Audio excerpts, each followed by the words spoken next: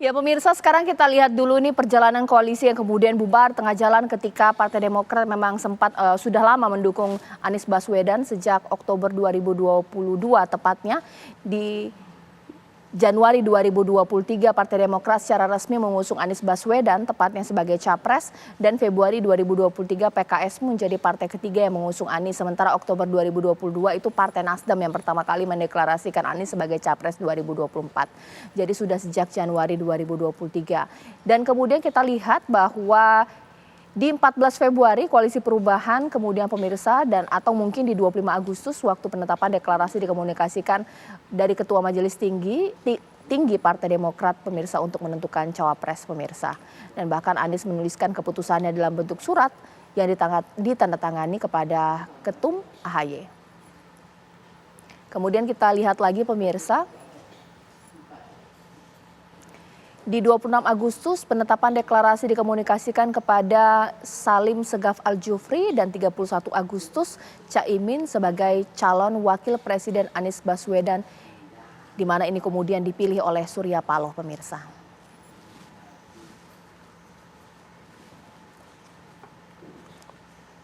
Seperti biasa, kalau setiap hari Minggu saya tidak sendiri pemirsa, ada rekan saya Mas Jui di sini. Mas Jui ini akhir-akhir ini beberapa hari belakangan ya memang kita mendengar kisah cinta tapi tidak berakhir baik. Seperti cinta segitiga tapi ada satu kemudian keluar nih, bubar jalan ini. Sedih ya? Sedih banget, jelek banget nih Mbak Caca.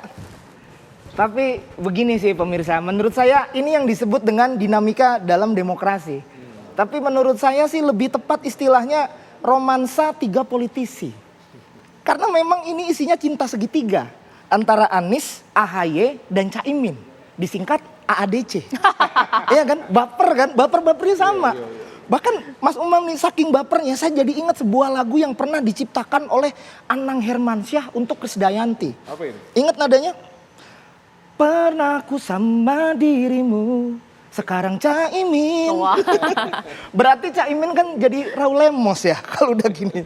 Padahal beda jauh, kalau Raul Lemos itu orangnya pendiam, kalem. Tapi Caimin kan orangnya riang, ya kan, lincah. Kemana-mana silaturahmi, ya kan Bang?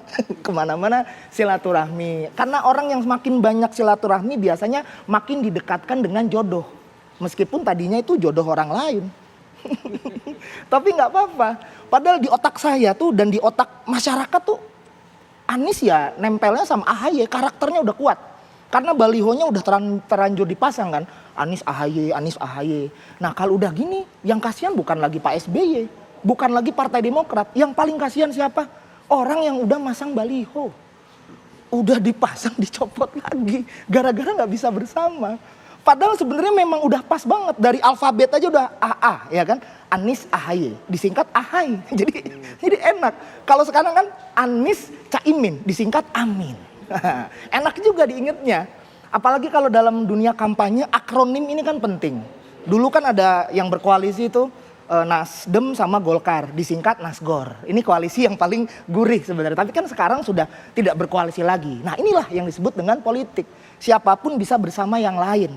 Bisa terjadi perubahan kapanpun dan jangan kaget. Dan buat pemirsa jangan dibawa baper. Karena netizen kan kadang-kadang suka dibawa baper. Wah ini yang disebut dengan cinta dan pengkhianatan. Waduh nggak gitu. Saya yakin sejauh ini Mas AHY, Pak AHY itu pasti sangat-sangat berjiwa besar. Karena beliau itu dulu kan mantan prajurit Bang.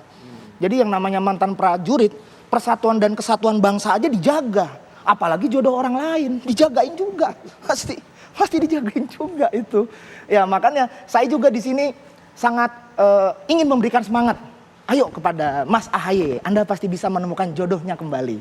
Karena saya yakin kalau jodoh itu pasti di tangan Tuhan. Bukan di tangan ketua umum ya, di tangan Tuhan. Iya, ya. Di tangan Tuhan. Nah, dan saya juga selalu percaya kalau di balik nama-nama koalisi yang sudah ada, itu pasti tersimpan doa-doa yang baik untuk Indonesia. Seperti koalisi Indonesia Maju, pasti menginginkan Indonesia untuk semakin maju. Koalisi Perubahan pasti menginginkan Indonesia makin kesini makin berubah menjadi yang lebih baik. Tapi anehnya Indonesia yang belum berubah, koalisinya kok udah berubah. Ini makanya nama kan adalah doa. Ini karena namanya koalisi perubahan. Coba dari awal namanya koalisi permanen. Nah itu baru mutlak tuh. Meskipun kan nggak mungkin. Tidak ada yang permanen. Tidak ada yang abadi di dalam dunia politik. Di dalam politik tidak ada lawan. Adanya oposisi. Tidak ada kawan. Adanya koalisi. Dan tidak ada pengkhianatan. Adanya jagain jodoh orang. Saya Jui, terima kasih. Oke, Bang Jansen, ditanggapi dong jagain jodoh orang ini sejak Januari ya, tapi ujung-ujungnya ditinggal juga nih Bang Jansen, gimana? Nggak ada masalah kalau itu kemudian tafsirnya. Penting selama 1 tahun berjalannya koalisi ini ya, kami Partai Demokrat, Pak SBY, Mas AHY, seluruh kader begitu ya, sebagaimana Pak SBY selalu menyampaikan ke kami, dalam politik ini kalian harus selalu bertindak benar, jujur, tidak boleh bersiasat, lakukan yang terbaik begitu. Jadi kami sudah melakukan itu. Itu makanya sejak awal ya, ketika kemudian koalisi ini dibentuk, Demokrat memutuskan secara resmi mendukung Mas Anies, kita langsung kerja tuh. Kita mungkin salah satu yang paling terdepan membackup Mas Anies ketika persoalan hukum soal Formula E itu datang menghigapi beliau. Kita membela serangan terhadap beliau di medsos, di media mainstream dan lain-lain begitu, mengamplifikasi gagasan-gagasan Mas Anies. Saya ini sering sekali tampil di TV begitu, membela beliau, mengawal membuatkan acara Mas Anies di daerah begitu, termasuk kader-kader Partai Demokrat di seluruh Indonesia. Itu masang baliho beliau untuk mensosialisasikan yang kemudian kemarin diturunkan, termasuk Pak SBY itu menerima Mas Anies itu selalu dengan hangat, baik di Cikeas bahkan sampai di Pacitan, di rumah beliau berkali-kali. Termasuk di tengah proses ini, Partai Demokrat juga kemudian mendapatkan dalam tanda kutip begitu, serangan kembali begitu. Proses ingin mengambil alih rumah kami kembali melalui PK Muldoko. Itu aja Pak SBY, Mas AHY selalu mengatakan, mari kita hadapi. Inilah tantangannya, kita mendukung perubahan dan mendukung Mas Anies ini, begitulah dia. Jadi kami biasa saja, karena sejak awal ya, kami bertindak benar, bertindak jujur begitu. Kami tidak melakukan dalam tanda kutip perselingkuhan di belakang begitu yang bisa merusak koalisi ini ya.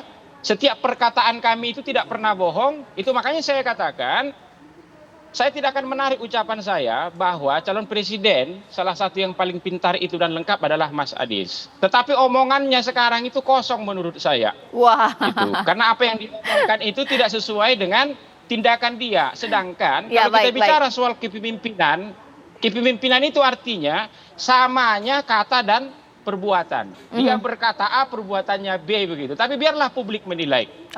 Jadi kami dalam persoalan ini sedikit pun merasa tidak bersalah. Karena sejak awal kami sudah bertindak jujur dan benar begitu. Jadi kami plong. Tidak tahu kalau Mas Anies Jaya, terserahlah dia ingin membangun narasi apapun di luar begitu. Mas Umam sudah plong nih Partai Demokrat. Kira-kira akan jomblo lama tidak? Atau mungkin apa sih yang bisa diambil, dipetik ini pelajaran dari Partai Demokrat? Apa mungkin jangan-jangan terlalu idealis kali, menginginkan AHY sebagai cawapres, akhirnya ditinggal juga itu. Bagaimana? Praktis dari sisi timeline ini ada sekitar 1,5 bulan menuju pengesahan Capres-Cawapres di KPU pada 25 November 2023 ini. Maka Partai Demokrat tidak boleh menjomblo lama. Karena bagaimanapun juga dia juga harus menghadirkan tadi political certainty, kepastian kepada struktur di bawahnya, pada kadernya, kemana kemudian mesin politik harus dihadirkan. Nah dari pelajaran yang kemarin, maka Demokrat juga harus mengevaluasi ada beberapa hal. Kalau kita merujuk pada konsepnya David Altman, setidaknya ada 2. Yang bisa dilakukan adalah menciptakan atau bergabung dengan kekuatan koalisi yang memiliki ideological affinity dan juga aspek fairness. Ideological affinity di sini beruntung karena dia masih menggunakan narasinya perubahan dan perbaikan yang kemarin kemudian disampaikan oleh ketua umumnya, bahwa konteksnya bukan kemudian menghadirkan, menghilangkan, menegasikan semua capaian pemerintahan sebelumnya, tapi menghadirkan sisi-sisi yang kemudian belum baik diperbaiki. Nah di situ mungkin bisa menjadi ruang negosiasi, baik dengan PDIP atau dengan Gerindra sebagai 2 poros kekuatan yang masih ada. Nah oleh karena itu di level ini tentu ada ruang yang kemudian bisa dioptimalkan. Selain itu dari aspek fairness, barangkali tadi yang disampaikan oleh Bang Jansen misalnya, bagaimana kemudian dari aspek pengambilan keputusan, at least komunikasi di dalam koalisi bisa kemudian betul-betul terbuka. Nah kalau misal itu bisa dilakukan, tidak boleh terlalu lama dan Ketua Umum Demokrat anak muda, orang yang masih muda, maka saya yakin Om Johnson sendiri juga bisa cepat move on, cepat recovery, tidak perlu kemudian lihat ke belakang, maju ke depan. Iya, apa kemudian konsekuensi terbesar jika memang tidak menemukan jodoh ini Partai Demokrat? Apakah kemudian dapat sanksi tidak bisa ikut pemilu? Kalau untuk bisa berkoalisi, kemudian apakah Partai Demokrat sekarang harus realistis nih, menurunkan sedikit saya standarnya pemirsa untuk bergabung ke mana? Pak Prabowo atau juga Ganjar sesaat lagi?